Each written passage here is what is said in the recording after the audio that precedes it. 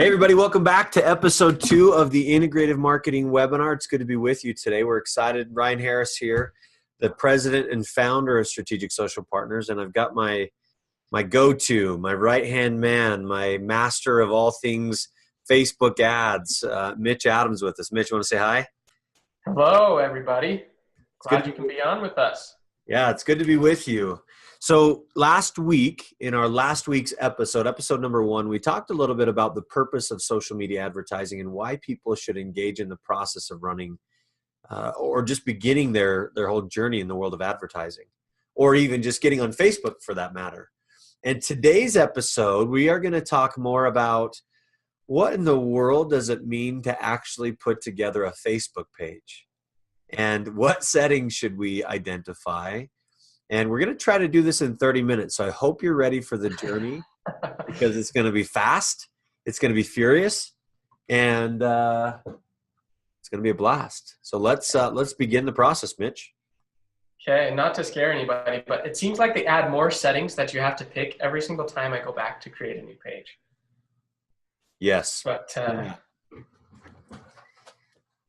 okay, so setting up a business page in Facebook, is it useful?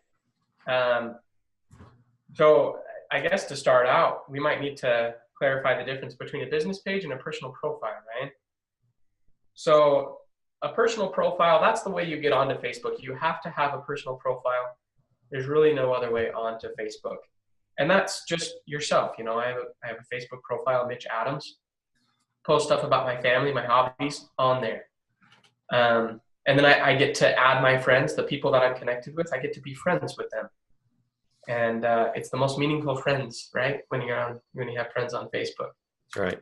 But then a business page, and there's a lot of benefits for a personal profile, but there's certain limitations. A business page, that is for specifically, just like it sounds like, a business. That's if you are a brand or a business. And the question, is it useful?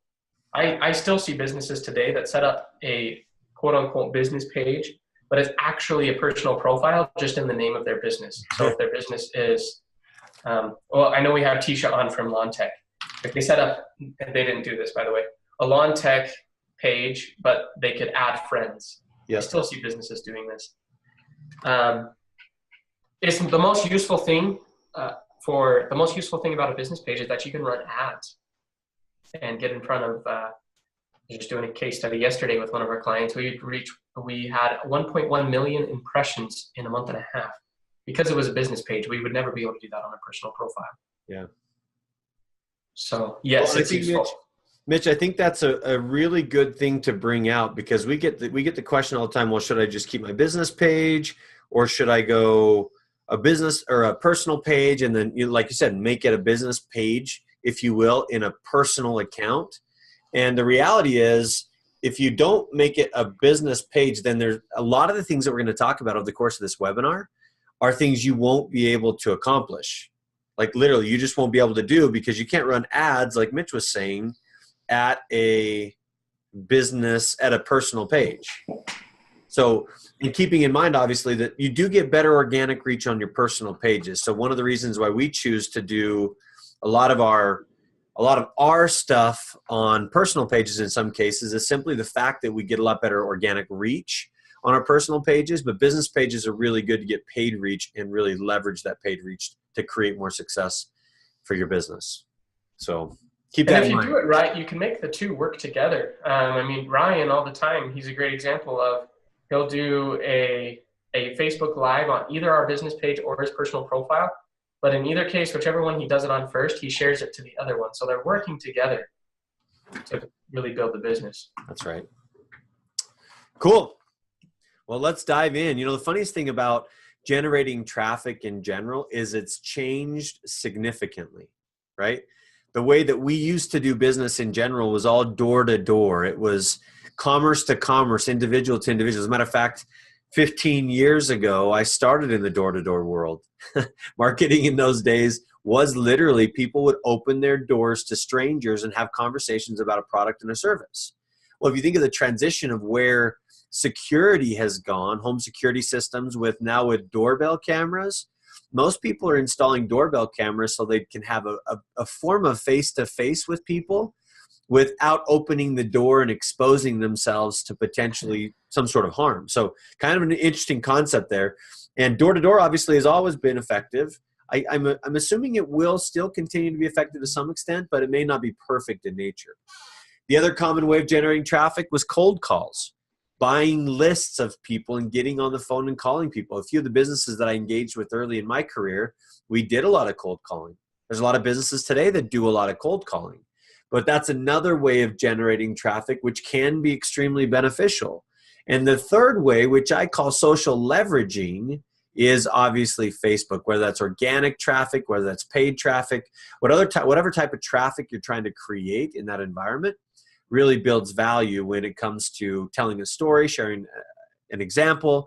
It was funny, Mitch, I met with a guy yesterday that basically said this whole content creation, information creation, information sharing, education sharing is just bogus. And I just that bad. Keeping in mind, obviously, that they're a cold calling company. So he hasn't quite figured out how to leverage content to build out his brand.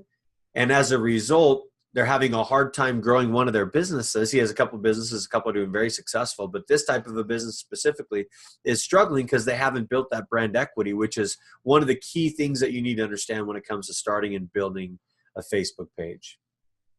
Yeah. Crazy. That's interesting. Super interesting. So why do you need a Facebook page? The world has seen a dramatic shift to mobile. That's a place where you can reach people on mobile. Back to that cold calling, well, door-to-door, that first traffic method, you can't do door-to-door on mobile. And if it is on mobile, it's that doorbell camera example where they can see you on their mobile and they can stop talking to you on their mobile very quickly. Right. And then cold calling, I've been getting a lot of cold calls lately. And, if it's not in my phone address, then I often don't answer. If it's not in there, if it's not somebody I know. And especially if it's not in my area code, which cold callers usually are not in my area code. Facebook has credibility, and Facebook business pages have credibility. Users know the difference. They can tell when it's a legitimate business page and when it's not. Yep. So building the right type of page is important. Over 60 million active business pages. Success leaves clues. We often talk about that. 60 million people are doing it, so it's probably a good idea. And more than 1 billion people visit Facebook pages. We talked about this yesterday. And you can take a piece of the pie of those 1 billion people, the people in your local market, or the people if you have a national market, or if you have a multinational market.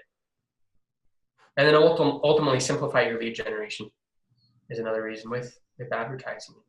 Yeah, Mitch, and what's interesting, and one of the questions that I receive on a day-to-day basis is my target demographic really on social media?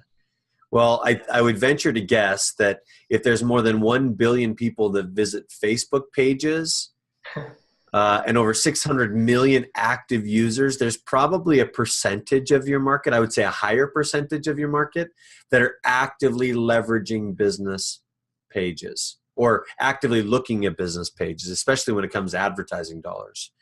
And again, the whole infrastructure behind, in my opinion, because of the changing algorithms of Facebook in general, there's a whole different world, a whole different paradigm of how we can leverage social media and Facebook pages in general to get in front of people, recognizing obviously that there is consistency that has to be involved when you have a business page that you're using, and that consistency drives more success than a quick little, shot in the arm hoping something will come of it. And just to give you an idea, we have one of our clients we've worked with over the last few years, a little over a year, I guess. And they, Mitch, I think we may have shared this story last week, but we continued to push consistent content for over a year. And now they're really starting to reap the benefits of all of the time and effort that was spent. Even though at first it may not have felt like it was a good investment. Now, 1 month specifically with their business, they had over 180% growth in their business in 1 month, right, over previous year's return. Or previous year's revenue. So yes, do you need a Facebook page? A lot of people ask me that question. Absolutely. And the second is obviously why we need it is because of the attention. I mean, our biggest focus as an agency is how can we continue to find the attention of the average consumers and leverage information in order to share things with them that will attract their attention, retain their attention, build a relationship of trust with them, and then ultimately lead that into revenue for you and for your company. Yeah, the attention is there. And back to the target demographic, I had that same conversation yesterday with somebody. They said, how old of a person should we target on Facebook? And should we do that 65 plus? Should we go beyond 65? Are they on there? And we've done ads. We've done marketing specifically for people that were over 65 on Facebook, and it worked. There are people on there because they want to see their grandkids. That's right. And Ryan, you were saying that people are, the younger generation, younger than me, are coming back to Facebook. They are. Yep. They're getting tired of the noise of, as a matter of fact, I talked to a couple college students and they were saying they're leveraging Facebook more than they are Instagram or Snapchat in a lot of ways, just because of the user frequency and trying to stay away from all the chaos associated with it. So, yeah. Yeah. Well, what do you think? Are we ready to dive in and create a page? Let's do it. Let's show our audience exactly how to create a page. If you haven't done this already, now keep in mind as we build this out, guys, that there'll be two elements that you want to gain and capture. First, maybe some of the settings inside of your own business page are not quite up to speed. But more importantly, this whole element of building a page sometimes can be quite scary for a lot of people. So let's do it. Okay. So if you're in Business Manager, then you're going to hit the Add button. If you're just on, which you can set up super easy by going to business.facebook.com. If you are on just your regular personal profile, you can do it too. There's a little down arrow up in the top right next to your notifications and stuff. If you go there and hit Create Page, then it'll take you to the same place where we're going to start here. So we are going to create a new page. So now you get all of these different categories. And the best practice is to pick the category that you are. You don't want to try to lie to Facebook. But what are some of the differences here, Ryan? Yeah, great question. So local businesses in general, this is more of your mom and pop shops. These are the things, and maybe you're just beginning, or you have a physical location where you want to drive people to.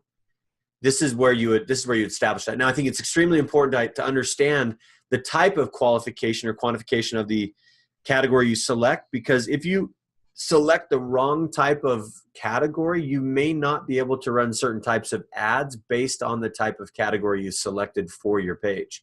So if you're a local business and you're pushing a brand or a product and you have a physical location specifically, but you select brand or product, then when it comes to running some offline events, meaning some conversion-based ads that can identify an offline event, then you may not be able to get the right reporting metrics in place in order to identify that. So that would be more like a local business or a place. Companies, organizations, institutions would probably be more of your mid to large business.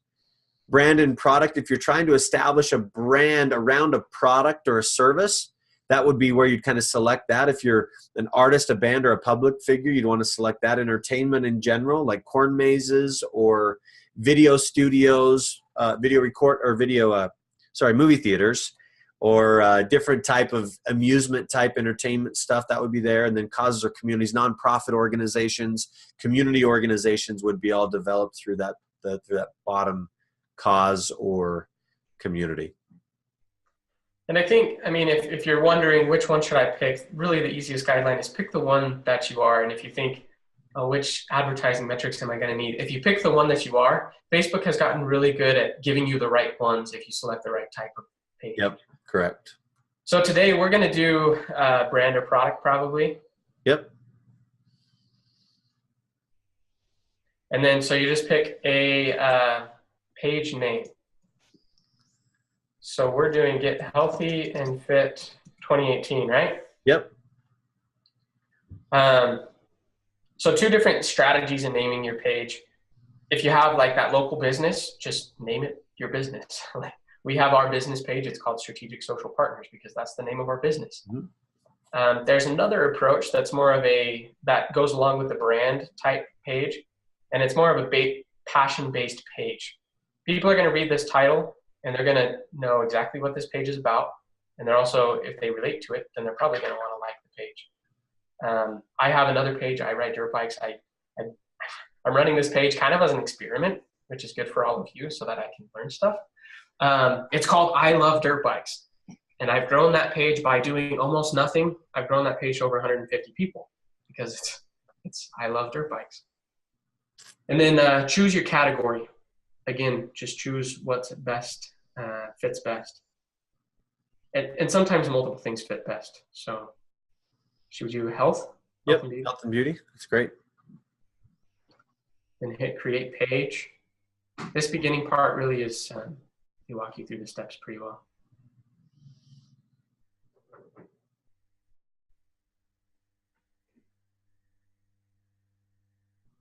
Typically when I usually do this, then it automatically opens it up and keeps walking you through the steps. But that time I just had to click on it to get it to open up.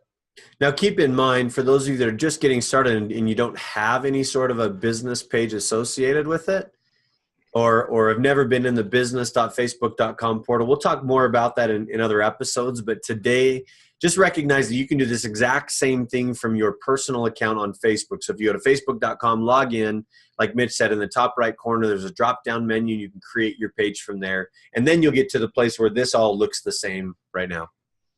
Yeah. Once you get to the actual page, there is no difference. Right. So add a profile picture and a cover photo. I just created some real quick. You want them to be relevant, and don't make them the same. I often see things that the profile picture and the cover photo are exactly the same, and what that limits you on is just telling your story. Your profile photo and your cover photo can start to tell your story. That's one of the first things that people see. And interestingly enough, Mitch, just recently in the last 6 months or so, they've started allowing video on the top of your page. Yes, they have. Yep. And that just kind of plays on repeat and makes it a little more entertaining. Yep. And the cover photo, the size, they change it often. But the current size is 851 by 315. So to make that, you can do a lot of different things. I made this in Canva real quick right before this so that I wouldn't have to spend time making the picture. You just go in, you use custom dimensions and type in those dimensions, 851 by 315. And then you can make a little collage or whatever. That tells a little bit of a story. And use high quality pictures or high quality video, because that is part of your branding. Yes. So settings, like we said, there's a lot of these. So shortcuts, that's over when you're on your Facebook page, over on the left, then you have a bunch of shortcuts. That just makes it faster to get to your page. It doesn't change anything for the people. Page visibility, page published, that's what you want, unless you want to unpublish your page for some reason. You can unpublish it there. Visitor post, anyone can publish to the page. This one, depending on your business, you can kind of decide. You may want to review posts by other people before they are published to the page. Sometimes if people get mad at you, then they might publish something kind of crazy. So reviewing might be a good idea. Mm-hmm. Yeah, as a matter of fact, I think, Mitch, we always recommend that that's in place, right? Because we know that there are a few of the crazies out there that want to try to damage your brand. Maybe they don't have the best experience and they feel like they can just sabotage you directly on your page. This gives you a little bit of flexibility in posting those things if you want to, or approving those things if you want to, but the ability to review it prior to approval. Yeah. Newsfeed audience and visibility for posts. You can narrow the audience that your newsfeed is going to be shown to. So if you're really heavy, you only want to show your posts to women, you can do that here. Typically, you can leave it open because then with targeting on ads, then you can kind of direct it. Messages, people can contact my page privately. You do want to have the ability for people to contact your page because people more and more are very uncomfortable with picking up the phone and like that phone book thing that we used to use. Mm-hmm. Nobody uses that anymore. We don't call. It's very uncomfortable. So it's much more comfortable for people to message you because they can hide behind their computer and say what they want to say. And only people who have tagging ability. So this is if you want to let people tag themselves on your posts, or if you don't. Do you have a strong opinion one way or the other on that, Ryan? You know, yes and no. I mean, giving people the ability to tag your page builds social exposure, right? It builds some organic play. So depending on the type of content you have on your page and what you want to allow people to do, I always suggest that you allow others to tag photos and videos, because then you get some more exposure. So like, for instance, if I share a really good article on my Facebook business page, and someone wants to share that to their business page, they can share that and also tag me back in that, so it directs people back to where the actual content came from. And they can also come and tag their friends. Like let's say you take a picture with a big group of people, like a success story, then these people can come in and tag themselves, and then all of their friends see your business page. That's right. That's tagging the whole page. That's tagging in your photos. Page location for frames. So that's using your location for frames. More relevant if you have a location. Country restrictions, if you want to be only US or only your own country, then you can do that. Age restrictions, if I guess we'll use alcohol as an example, you may as well only show it to people that are 21 plus. Mm-hmm. Page moderation, if there's something in your specific industry that people say these certain words that you don't want them to say on your page, you can block those words. Mm-hmm. Profanity filter, if you want to keep it a little more clean, you can have off, medium, or strong. That's personal preference. Yep. Similar page suggestions, choose whether your page is recommended to others. You're going to want this on because, so especially in this example of Get Healthy and Fit, if somebody is on another page about Health and Wellness 2018, this page is going to get recommended to those types of people. And so they'd be like, oh, sweet, I can join another page that's about the same thing. Page updates. This is like if you change your cover photo, or if you change your profile photo, or they publish to the page. I like turning this off just because if you change some small things, and then it makes a whole post about it, and it gets in the way of the story that you're trying to tell with your actual posts. Yep. And you still have the option to post your new cover photo, for instance. They're going to see it anyway, though. Post in multiple languages. You can turn that on or off. Translate. You can turn that on or off. Let's see. You can download your page. I've never downloaded a page. I don't know what that does. Or you can merge pages. So maybe this has happened multiple times that I've come across people where they created a business page and then they forgot that they had, so they created another business page, but then they find both. So they merge the pages so that it becomes one. And then you can completely delete your page. Let's see, we gotta rush, right? Yeah, we got about 6 minutes. We're okay. Messaging. So in here you can set up a few settings regarding messaging. Again, you want people to be allowed to message your page, but sometimes you're not there to answer. And so you can prompt visitors to send messages. If your business is really heavy and you want people to send you messages, this just makes it more visible for your visitors to see the option. It's always an option, but this makes it more visible. Mm-hmm. This is how people start a conversation with your page. And then you have this response assistant. Send instant replies to anybody who messages your page. This is a good idea because then they get that immediate gratification that, hey, these people are listening to me, but you don't have to be manning your page 24/7. And then you can customize this message. And so this fun little example that they share. The person messages, hello, I have a question. And then it says, thanks for messaging us. So you can say, thanks for messaging us. We will get back with you within 1 to 2 business days. So you can change that however you want. And then say, is there a specific question you have? Because then that starts the question. And then when you come to it, you're not wasting time, like getting past them just asking their question. Yep. I was on with support one time and they wasted like 20 minutes asking me stupid questions that weren't relevant. We've all been there, right? Yeah. Yeah. So this just gets things right to the point. Then you can come, they've asked their question. You can answer their question. Done. It's faster for you. It's more efficient for them and everybody's happy. Stay responsive. This is new. I'm confused. What's the difference?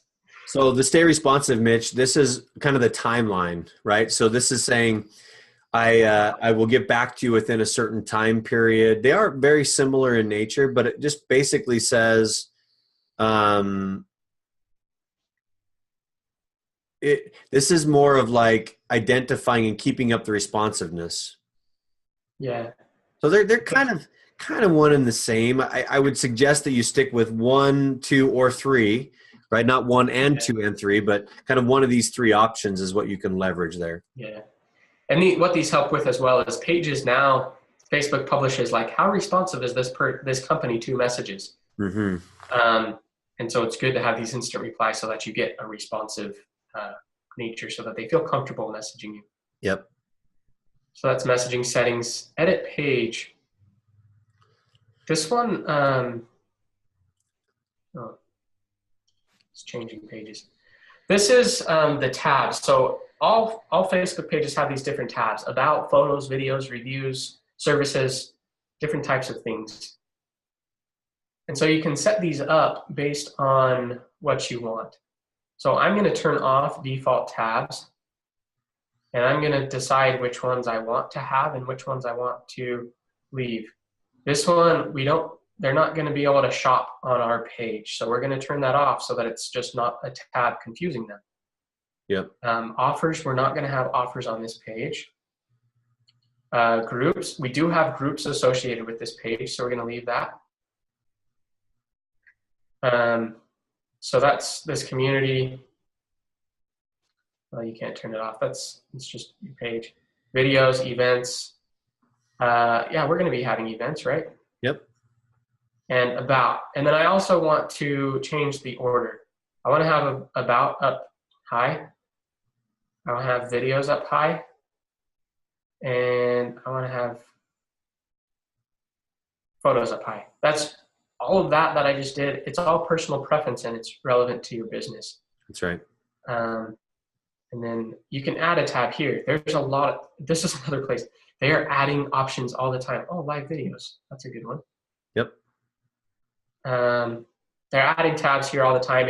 And this is something that's going to be different based on the type of page that you selected at the beginning. Okay, post attribution notifications. Notifications, you can decide, do I want email notifications every time something happens? Do I want push notifications? Stuff like that. Page roles. This is where you can add people. So let's say you have a business partner or you have a Facebook ad or a Facebook poster for you in your business. You have an intern that's posting content. Here you can add them. So assign a new page role. There's different levels. Don't make an admin unless you really trust that person that they won't kick you off of your own page. Yeah, that's very important to note. Because if you make someone an admin, they have all the access to your page just like you do. Yeah. And so employee, employer, if you're the employer, don't make your employees an admin. I've ran into an instance where the employee was an admin, they got mad, and now they don't have control of that page as the business owner. People in other pages, that's just who likes your page. Preferred page audience, this is again, if you have a preference, men or women, 18 to 35 or 35 to 65 or 65 plus, you can put that in here.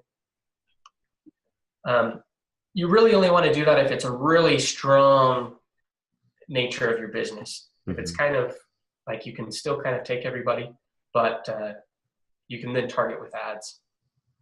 Yep. Let's see, you compare your Instagram here. And those are the big ones there. Yeah, and I think we all just need to understand that there's so much inside of a business page. This is the basic setup to give you some infrastructure.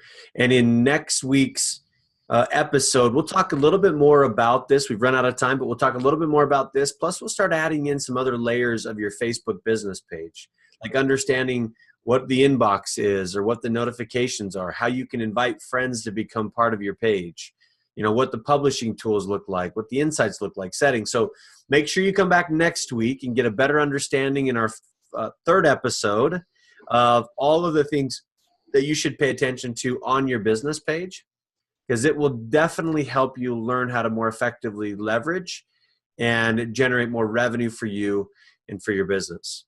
So thanks, my friends, for spending time with us. Episode number 2. We will be back next week again on episode number 3. Bye for now.